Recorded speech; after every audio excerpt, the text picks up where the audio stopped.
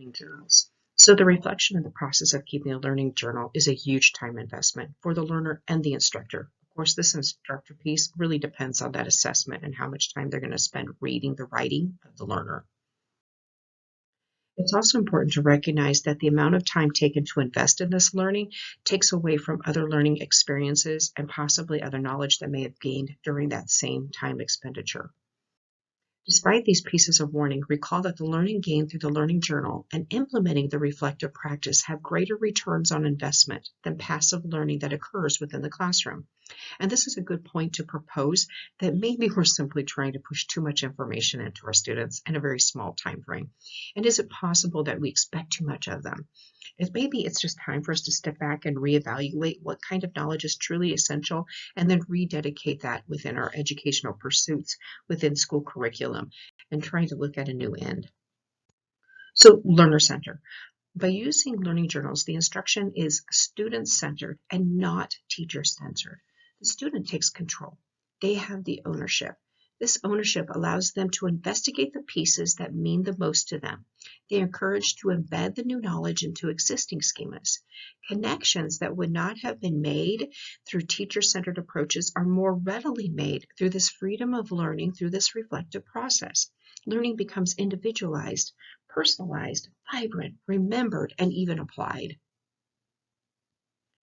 So this acknowledges the role of emotion in learning. So emotion is actually vital in the learning process, and many individuals don't even realize how important emotions are within learning.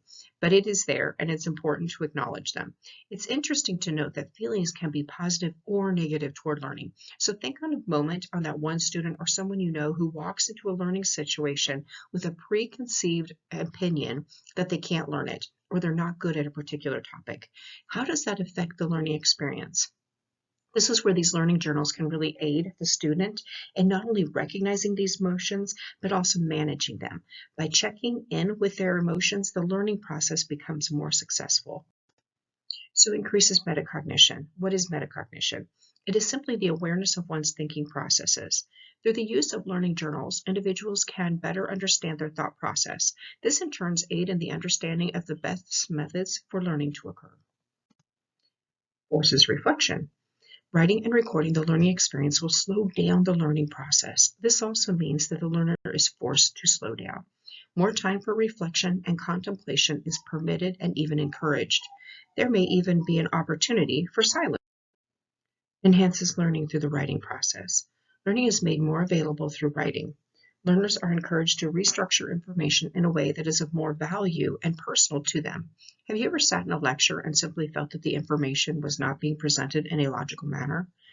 Learning journals promote the ability to rearrange the knowledge or information in a way that is of more value to them and arranged in a way that helps them to understand it. Provides experiences that are educational. Simply stated, learning is enhanced and developed through a learning journal. Additionally, learning experiences are also identified. Through the reflective process, learners are encouraged to not only process what they have learned, but also encouraged to question what they are learning. This may lead to more questions and further investigations into other topics. Therefore, greater connections are made.